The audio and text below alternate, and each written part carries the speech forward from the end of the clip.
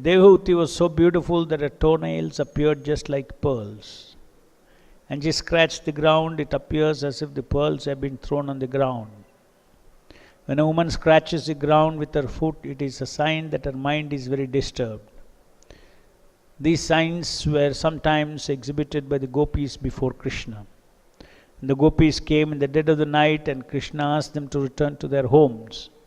The gopis also scratched the ground like this because their minds were very disturbed. Text 51. Devahutiruvacha sarvam tad bhagavan mahyam upovaha pratishrutam atapi me prapannaya abhayam datum arhasi. Shri Devahuti said, "My Lord, you have fulfilled all the promises you gave me. Yet because I am your surrendered soul, you should give me fearlessness too." Purport. Devahuti requested her husband to grant her something without fear. As a wife, she was fully surrendered soul to her husband, and it is the responsibility of the husband to give his wife fearlessness. How one awards fearlessness to his subordinate is mentioned in the 5th canto of Srimad Bhagavatam. One who cannot get free from the clutches of death is dependent, and he should not become a spiritual master, nor a husband, nor a kinsman, nor a father, nor a mother, etc. It is the duty of the superior to give fearlessness to the subordinate.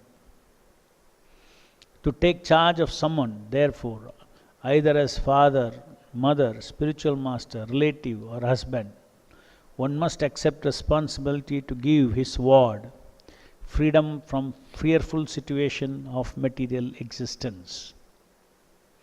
Material existence is always fearful and full of anxiety.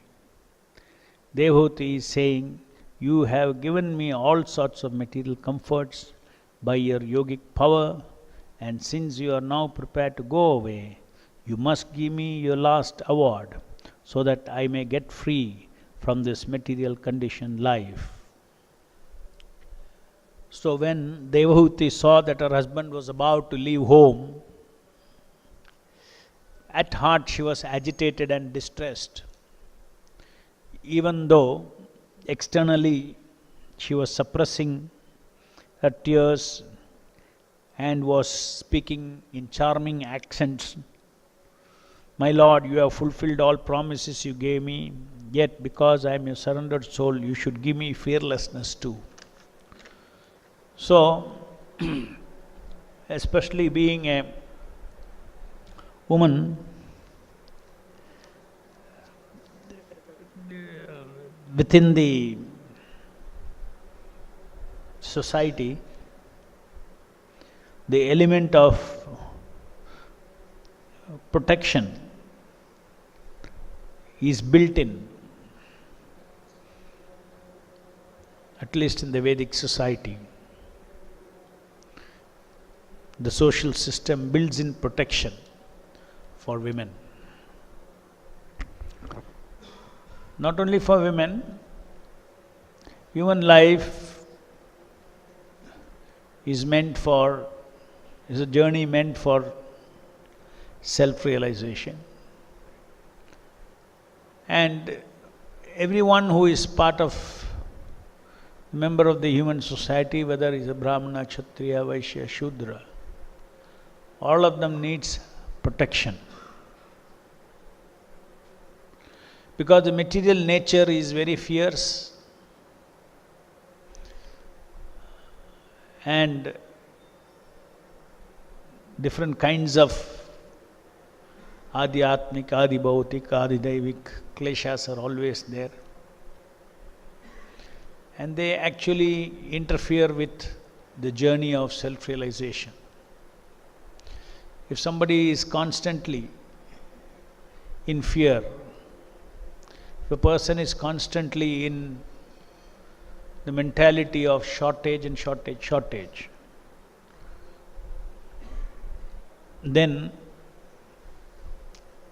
such a person cannot execute the normal functions of a human being peacefully to advance in spiritual life. It's not only, few people are supposed to advance in spiritual life. In Vedic system, every member is supposed to advance in spiritual life.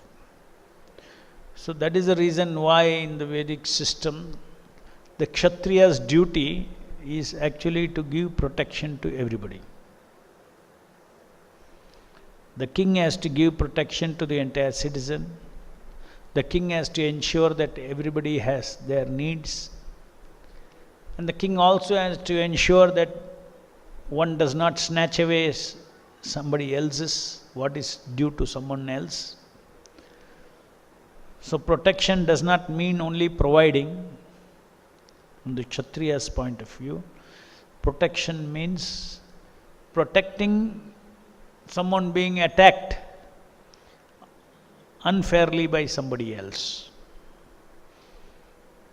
That is the reason why this material world is dangerous.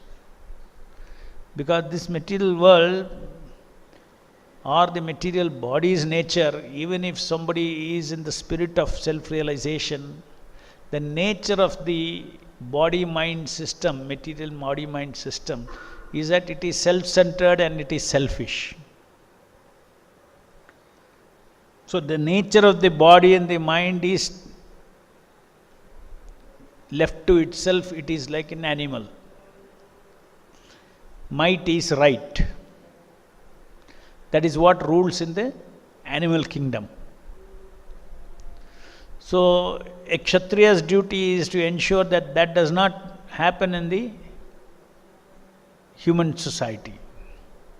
A Kshatriya's duty is to ensure that what is fair for everybody, everyone receives. Not that somebody is mighty, he can suppress somebody and take away what is his due, physically or financially or intellectually. A Brahmana is supposed to be rich with intelligence. A Kshatriya is rich with power, heroism, all these things. A Vaishya is rich with his trading, intelligence, business acumen. A Shudra is rich with hard-working, physically hard-working tendency, wants to always work. So, one cannot, in the human society, a might is right doesn't work. Why it doesn't work? That is ensured by the Kshatriya. There are proper, standards for what is due for Brahmana, what is due for a Kshatriya, what is due for a Vaishya, what is due for a Shudra, and they get what they want. And naturally, they get what they want in response to their executing their duties and responsibilities in the society. What is the duty of Brahmana? He has to contribute to the society. What is the duty of Kshatriya? He has to contribute to the society. Like that, everybody contributes towards the common pool of the progress of the civilization. In the process, each individual member gets an opportunity for being peaceful or peacefully executing his duties while pursuing simultaneously the path of self-realization, which is a rare gift given to the human form of life. So protection is something which is very much essential. For instance, even in the modern day, the principle is still applicable. We are all protected by a system of the government. To what degree it is successful, it is a different matter. But at least there is a system of protection, system of rights, responsibilities. So this is the meaning of a civilization. So among all now we are talking about Devahuti seeking from Kardama Muni, I need protection. You are going to go away. I need protection. What is my protection? Basically, she's asking, no, you have given me 9 daughters, they will marry and go away. But who will protect me? I need a son.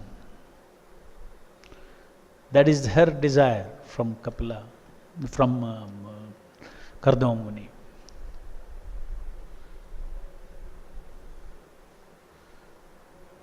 So that is very much part of the responsibility of a husband,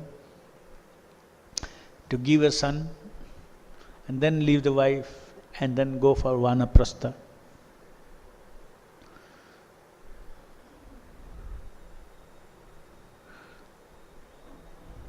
But if you take modern society, this principle of protection is there in the form of courts, in the form of the police department, everything. But since nobody is having a spiritual foundation for these things, they're all not really functional as it should be.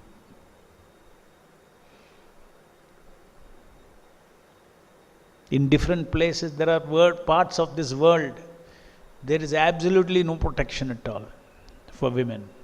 There are parts of this world. This country, if you see in our country, relatively it is nice.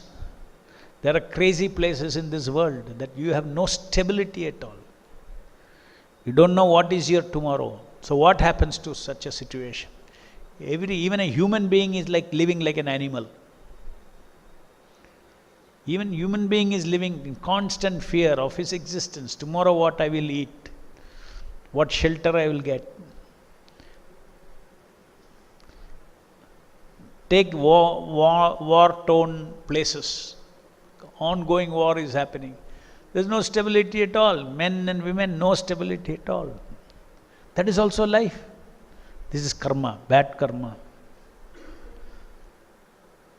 If you consider here in this country, if you see, practically we are having a peaceful life. We means at least those who are having above a certain level of financial thing, they are having peaceful life. There are people who are suffering, who do not have anything to eat also, to sleep also, or even here also those things are there. Whereas in an ideal kingdom, there won't be anybody starving, there won't be any need for any basic shortage of any basic needs in such a society. So everything is far from ideal, just like we say Rama Rajya. Rama Rajya is where a Kshatriya is, a proper Kshatriya is in control of the entire society. Every living entity gets perfect justice. And every living entity, every human being is awarded and punished according to the system that promotes harmony in the society, promotes growth, welfare of everyone in the society. That is Rama Rajya. There cannot be Rama Rajya without Rama. If a Kshatriya has to succeed and if a Kshatriya has to deliver a situation for the living entities to advance in spiritual life, then he has to be a representative of Lord Rama. He has to be a representative of the Supreme Lord. And that was what was taught in Lord Ramachandra's Leela. His purpose of appearance is to show how to be an ideal ruler, how to be a honest man, etc., etc. So nobody was suffering in his kingdom. Now Kali Yuga, of course, everything is topsy-turvy. There is no point in looking into whether this system is good or that system is good. All systems don't have any foundation. Simply, some people's karma is good, they are in a good situation. Otherwise, there is an exchange of karma between the king and the subjects. What the subjects do, even king gets the share of their karma. And the king's karma is shared by all the citizens also. His karma means his connection with God, his power, what he draws from the Lord. Just like Kardama Muni here, Devavati is asking, you are a mystic, you can provide what you want for me. What I want, you can provide easily. Similarly, in the same way, an ideal king is not a standalone person. He is connected to God. So in that situation where he is connected to the Supreme Lord, who is the source of everything, who is the unlimited source of everything that is there in existence, that has to come yet in existence, whatever is required, it's an infinite source. Infinite source of infinite things. That is God. That is Krishna. So a king is connected to such a source. He is not thinking that I have to do everything on my own. He is not thinking that. He is always in acting as a representative of the Lord in his service to the praja. So therefore he is able to provide peace and harmony in the society, give all the needs to the society. On the contrary, if you see a king who is not connected to God, who is not acting as a representative of God, then he is just an ordinary person. There is no actual, he is not really a king. A real king is to be considered as good as God. That is the injunction. Why? Because he is connected to God. So as long as somebody who is not God conscious always, he cannot bring about goodness to the society in a mystical way. For instance, if rains are not there, everything is finished, isn't it? And rains come due to yajna. Due to yajna, due to discipline, due to offering everything to Vishnu. Therefore, the devatas, and then Vishnu is also satisfied, and the rains come.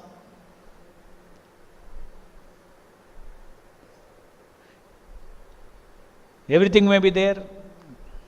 Water is there, land is there, clouds are there, sun is there, but if they don't combine together to bring rain, what can be done? People will starve.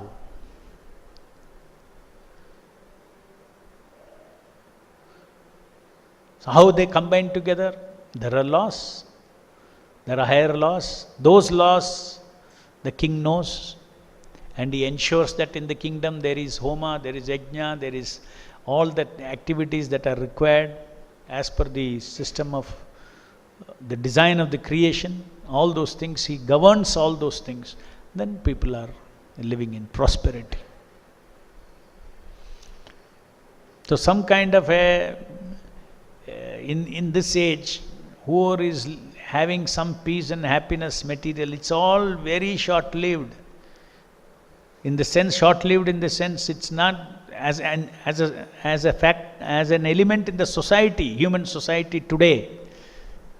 The so-called peace that we see is not going to last. It is a result of some past good that we are all reaping. But day by day, there is no recharge of goodness in the society. Nobody is engaging in any pious activities. Nobody is engaging in good karmas. Everybody is become more and more self-centered. So everyone in the material world is simply drawing his past karma right now. in this in present modern world. They're drawing the past karma. And it has to end. And all the bad things that we do now, the society is indulging in now, killing cows and killing animals, all these kind of sinful activities that is going on now, the result of that will start manifesting in the society. And there cannot be a peace like this. It's only because of the Sankirtan maybe there can be peace. But otherwise, I've been talking about 20 years, 30 years, few years from now, this world will not be like this. There will be tremendous suffering in this world. If at all the world is like this, or if it happens to be like this, it's because the Sankirtana is spreading. Because it's a very powerful yajna. It's a golden age. So when that golden age, whether there will be a cleaning up of the old ones, old civilization, and a fresh one would come of devotees, or it will go, simply this society will transform into a golden environment by increase of Sankirtana. That we do not know. But the fact is that the Sankirtana will usher in good times. Materially also. Good times. There will be the way the material world, the modern world, technology and everything that is being developed, we can see that it is all connected to bringing everybody together. Bringing them together means Sankirtana. So when Sankirtana happens, then there will be a different kind of a result upon the society. Different kind of a phenomena that operates, not the normal karma phenomena that happens. The karma, if the laws of karma has to act, then this world is finished. Terrible things are happening in this world. Not only in this country, everywhere. Godless civilization is though people talk about God, but there is no following of God's instruction. Therefore it's called godless civilization. Just because many people believe in God doesn't mean it is a pious civilization. There are Muslims, there are Christianity, millions, Hindus, but are they following the God's laws? No. Everybody is following the path of draining out their good karma in the form of simply chasing pleasure. Modern society means there is no guilt in chasing pleasure at all. Whereas in Vedic understanding, pleasure, kama, is one aspect of life which needs to be regulated, which is needed also. Kama is needed in the material world. Just like even procreation, it requires kama. Just like artha is required, kama is required. Kama is not bad. It's for the material world it's not bad. But when that kama is contrary to the way the God has asked us to use it, it is bad. As we discussed in this entire chapter several times, Devahuti and Kardama Muni, kama is employed in service of the Lord, between the husband and the wife. Nothing wrong in that. Nothing guilty about it. It can be openly talked about it. Krishna says, I am sex life. It can be openly talked about it. So the modern culture or educational culture or whatever system, the people who are coming out of the present modern world, they have no sensitivity of what is authorized pleasure, what is unauthorized pleasure. What is a pleasure that I can indulge in and what I cannot indulge in? There is no differentiation. There is only one view. Pleasure, yes, it's desirable. In the animal society, what is it? If there is an opportunity for pleasure, the animal will grab it. The only reason the animal will not go and grab it is because of fear of another animal. So there is competition for enjoyment in the... So self-restraint in animal, it doesn't exist. That restraint is because of fear. So that is might is right kind of thing. So in a very polished way, might is right is working in the modern world. Because there is no administration of principles of dharma in human society.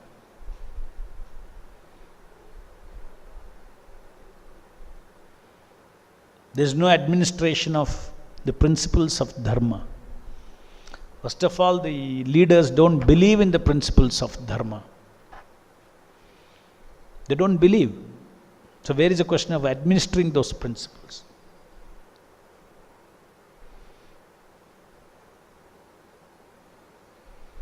If at all there is any administration, it's administration of money, that's all. Artha. Politician means manipulating artha.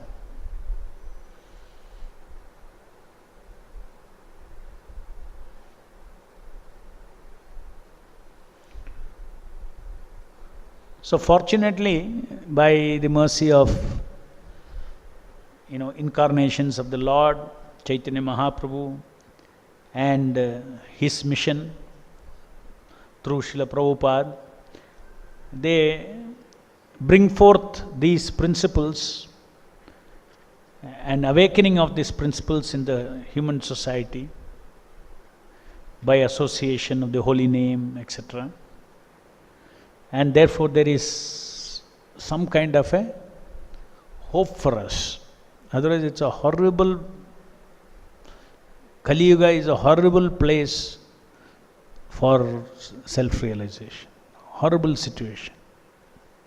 And Bhagavatam itself describes what happens eventually as Kali Yuga expands. For all these reasons, having got shelter of Srila Prabhupada, we should take a decision that we should get out of this world and go back to Godhead. Material world, horrible things can happen. Just because in our life there is some stability, we have not seen horrible things, it doesn't mean anything. It's just temporary.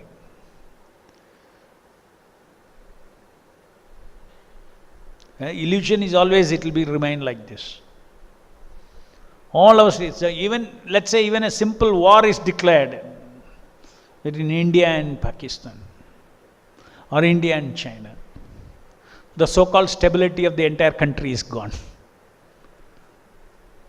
Entire gone, it's gone.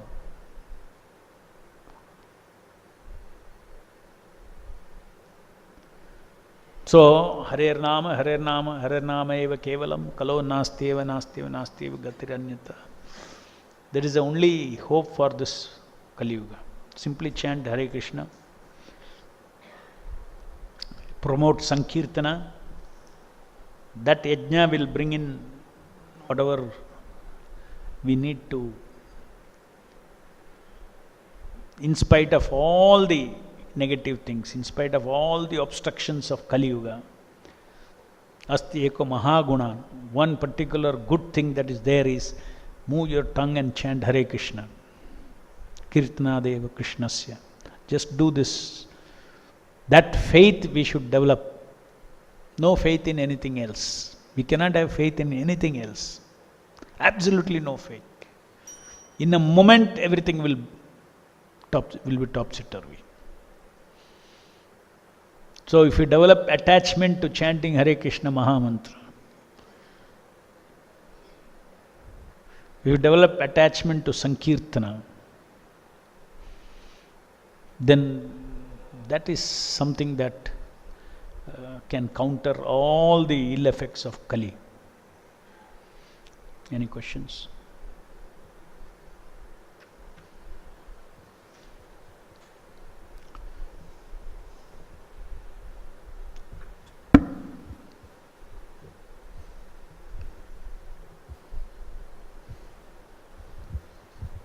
Hare Krishna, Prabhu. Hare Krishna. Prabhu, you're talking about the Kshatriyas protecting, and in ISKCON, Srila Prabhupada says about that the Brahmanas, they protect by knowledge, and Kshatriyas protect physically. Now, he also talks about how to implement the whole Varnashram system in some manner in ISKCON. And it has been a difficult subject for most devotees, leaders, to figure out how to do that. So one part of my question was, when you're talking about protecting, how is this, who is Kshatriya in ISKCON? That is one part. And second part is about, you were talking that in this modern society, the government and the police, the structure is kind of acting like doing the role of a Kshatriya. So, as ISKCON devotees, or as ISKCON as a whole, should one try to get into that structure with the proper knowledge? I remember 20 years back you used to talk about having our own political party, so, which Prabhupada also started in India, in US. So is that something which is still viable, or? I think we need to do both at appropriate times. Instead of waiting for the world to change, we can create pockets of changes in creating Varnashrama communities. And a Varnashrama community can be successful only if there is good Kshatriya spirit. In terms of Brahmana spirit, at least the software is there. Prabhupada's books. Plenty of knowledge is written and is gone. In the sense, I have given you here, now take this, he's contributed this to the society. Anybody who reads Prabhupada books nicely, he can become a Brahmana. Good Brahmana. Let's say if we have a Varnashrama community, and if the Brahmanas are given, you just sit and read and chant and read the Shastras and give classes and all. Very easy to do. You will find many people ready to do it. Now we come to Kshatriya. In the same manner in which properly direction is there for a Brahmana, that kind of a direction is not available for a day-to-day direction for developing a community, except what we read from what is a Ramarajya and all these things, and then what are the qualities of a Kshatriya and all these things. So that is a challenge, which means we need to train somebody, train devotees in Kshatriya spirit, if he has those basic qualities, in heroism, in all those kind of things, we should train. He has to be very hard also. If somebody is in a community, if many people attack someone, if he is like a lamb, he cannot be a Kshatriya. He himself is supposed to give protection and confidence to everybody. Don't worry, I'll give you justice. But if he is attacked and then if he acts like a Brahmana, okay, all right, I surrender to you. He cannot be a Brahmana, he cannot be a Kshatriya. So there are very specific qualities that are required, aligned properly according to the Varnashrama system. And then only there can be protection. This is where to get Vaishyas are also easy, because Vaishya activities left, right, center is going on in this material world. So there is in the modern world. So Vaishyas, people with business acumen, all those things within is very easy. Shudras, yes, plenty. You see Kshatriyas, what is lacking? People who adhere to Prabhupada's books and take a Brahminical kind of life, that is Brahmanas. So this is my personal realization, that if you see, this is what is lacking. And that is what normally in a citizen or in a community or in a country, the normal word used, leader, is for a Kshatriya. Though Brahmana is actually the leader of the society, but the leader, when we say, normally it understood that he is a Kshatriya. Because he gives protection to the entire, there is no abuse of that system. Everybody does their job, all those kind of things. For that, their spirit is required.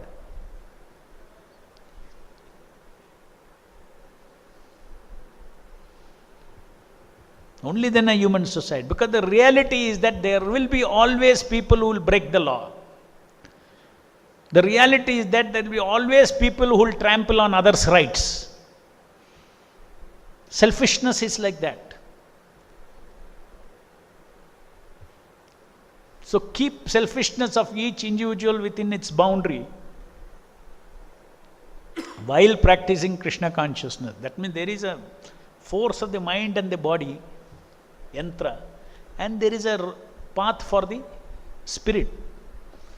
So to balance this, that means to align the forces of the body and the mind in line with what is favorable for the spiritual growth, that automatically, that system is there, is incorporated in the Kshatriya's duties. If there is a Kshatriya who can execute his duties, if he is a terror among people who are violators of laws,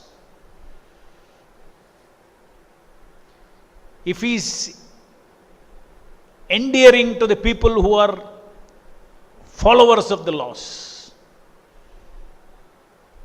he is endearing to them because he knows that he will use his power to give fairness and justice.